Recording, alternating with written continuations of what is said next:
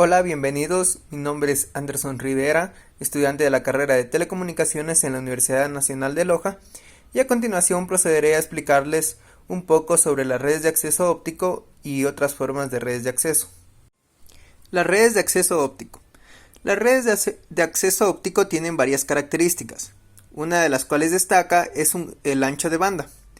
El ancho de banda de la red de acceso óptico tienen un ultra ancho de banda y además tiene baja atenuación en la red. El uso que se le da a las redes de acceso óptico son usos de redes de área amplia y área metropolitana.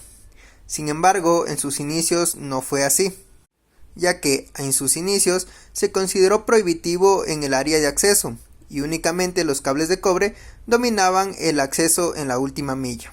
Sin embargo, en la actualidad existen arquitecturas como las FTTH que permiten fibra en todo el extenso de la red hasta el usuario final. Entonces, ¿cuál fue la convergencia o los inconvenientes que tuvieron las antiguas redes para que se dé uso a la fibra óptica? Pues bien, los inconvenientes fueron ya que las aplicaciones multimedias emergentes que se han dado hasta el día de hoy han creado demandas de ancho de banda demasiado extensas, ya que las tecnologías van aumentando. La tecnología HFC o de alambre híbrida quedaron con un límite de ancho de banda muy corto, la cual no satisface las aplicaciones multimedias actuales. Entonces, para el uso del acceso óptico se implementaron algunas arquitecturas como las FTTX, las cuales dominan la fibra óptica entre una sección o toda la sección hasta el usuario final de fibra, entre las cuales encontramos FTTH, fibra hasta la casa, FTTA, fibra hasta la antena, FTTB, fibra hasta el edificio, FTTC, fibra hasta el cabinet o al armario, y FTTN, fibra hasta el nodo. Otros apartados de los cuales hablaremos dentro de las redes de acceso óptico serán ¿qué es una red óptica pasiva?, los desarrollos del estándar PON, qué es PON WDM y otros tipos de redes de acceso. Redes ópticas pasivas. Cuando hablamos de una red óptica pasiva, hablamos de una red óptica que en todo su trayecto desde la oficina central hacia el usuario final contiene dispositivos que no tienen una fuente de energía externa, es decir, que no son alimentados con energía eléctrica. Hacen uso únicamente de la luz que atraviesa sobre estos dispositivos. Entonces, una vez entendido que las redes ópticas pasivas hacen uso únicamente de la luz en su medio de distribución, podemos a través del gráfico ver cómo se dan estas redes ópticas.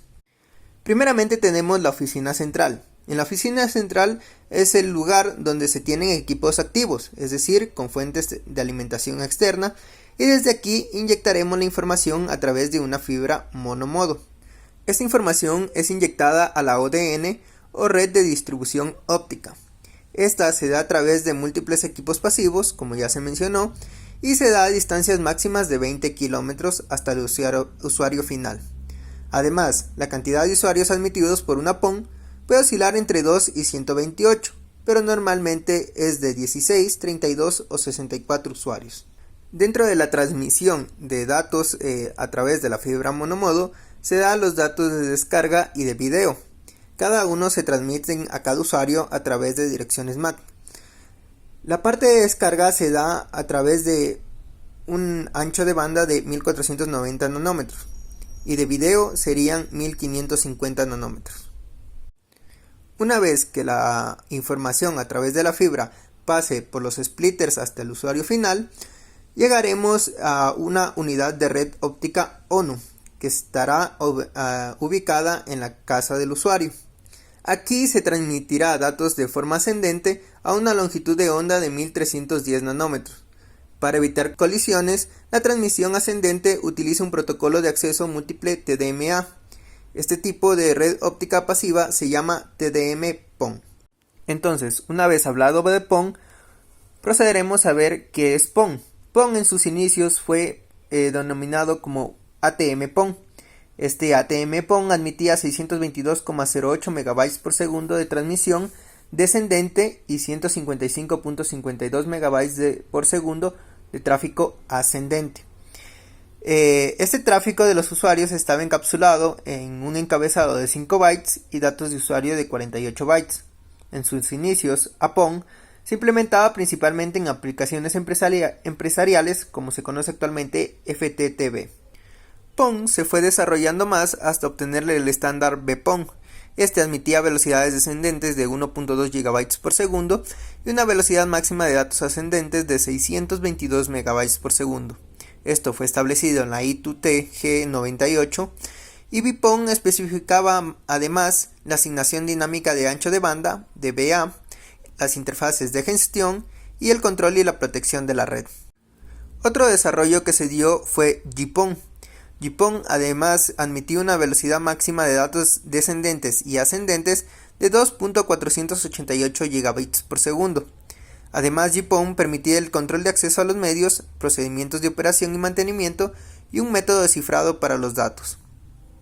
Por otro lado, teníamos además un nuevo estándar que era el IPON.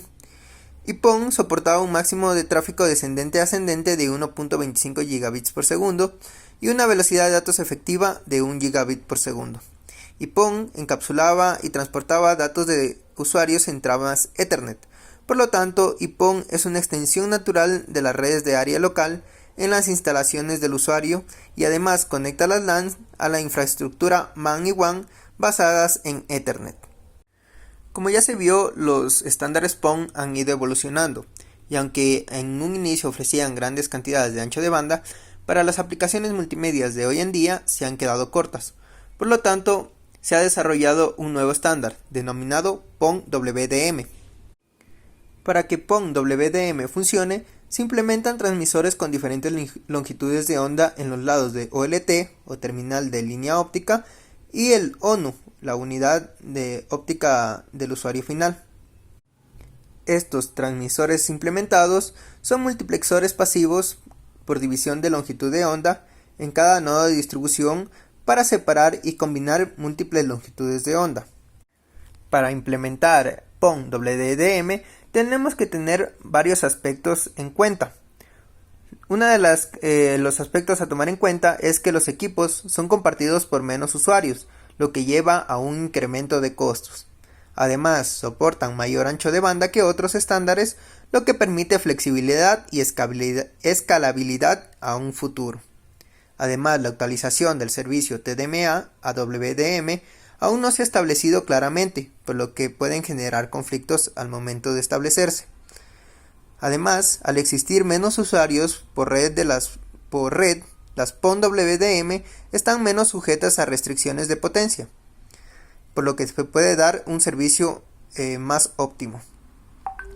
Si un usuario requiere una gran cantidad de ancho de banda, se puede otorgar toda la longitud de onda para este usuario, y si la demanda es muy pequeña, una sola longitud de onda se puede dividir para varios usuarios con múltiples PON-TDM lógicas. A continuación veremos otros tipos de redes de acceso referente a las redes de acceso óptico. En primer lugar tendremos las redes de acceso óptico Ethernet. Ethernet sobre una fibra se implementa principalmente en topología punto a punto. Se implementa un conmutador Ethernet local en los sitios de los usuarios. Además, se puede ejecutar fibra individual desde el conmutador hasta cada usuario. Como se puede ver en la imagen, se utiliza una distribución de fibra desde la central de oficina o la OC, y en su medio se utiliza un switch Ethernet, las cuales va a dirigir a cada usuario final. Por otro lado tenemos otro tipo de red de acceso como DOCSIS PON. DOCSIS PON o DPON está desarrollado para proporcionar una interfaz de capa de servicio DOCSIS, además de la arquitectura PON. Sin embargo, fundamentalmente el servicio DPON se basa en los estándares actuales de capa física y EPON o GPON-MAC. Por lo tanto, DPON es solo una aplicación que se ejecuta sobre los sistemas PON. Para entender mejor, veremos la siguiente gráfica. En la siguiente gráfica vemos una gráfica de distribución de una empresa llamada Cable OS. En esta se da una distribución hacia algunos edificios o hacia algunos hogares a través de una línea de fibra óptica PON. Pero como podemos observar a la parte superior derecha de la gráfica, vemos que se implementa un nodo en el cual se utiliza DOCSIS, es decir, que DOCSIS se utiliza dentro de la arquitectura PON y no es un apartado que se tome de forma individual. Es decir, DOCSIS es para recopilar información a través de todos sus requisitos o interfaz de comunicaciones y operaciones que tiene DOCSIS. Otro de los que se debe tener en cuenta también son RF-PON. PON de radiofrecuencia o RF-PON es otra versión de redes ópticas pasivas, desarrollados para MSO. MSO son los operadores multisistemas. Entonces, los RF-PON admiten señales de transmisión de video RF a través de fibras ópticas. Las RF-PON son una evolución natural de las redes híbridas HFC actuales, ya que ofrecen compatibilidad con tecnologías actuales de transmisión de video por RF y proporcionan una reducción significativa de costos en la operación y mantenimiento de la red. Por último tenemos las redes ópticas de espacio libre. En estas utilizamos la atmósfera como un medio de comunicación. Para múltiples enlaces punto a punto se debe formar una red en malla, mejorando así su escalabilidad y confiabilidad. Como tecnología inalámbrica, el coste de las comunicaciones ópticas en el espacio libre es muy bajo. Sin embargo, este no es un medio bastante estable para transmitir datos de forma estable. Otro tema que abordaremos es la banda ancha sobre líneas eléctricas. Esta es una alternativa que se utiliza para lugares remotos, ya que las líneas eléctricas de corriente alterna se han considerado durante mucho tiempo un medio de comunicación viable. Durante las últimas décadas, las empresas de servicios públicos han utilizado líneas eléctricas para señalización y control, pero se utilizan principalmente para la gestión interna de redes eléctricas, intercomunicadores domésticos y controles de iluminación.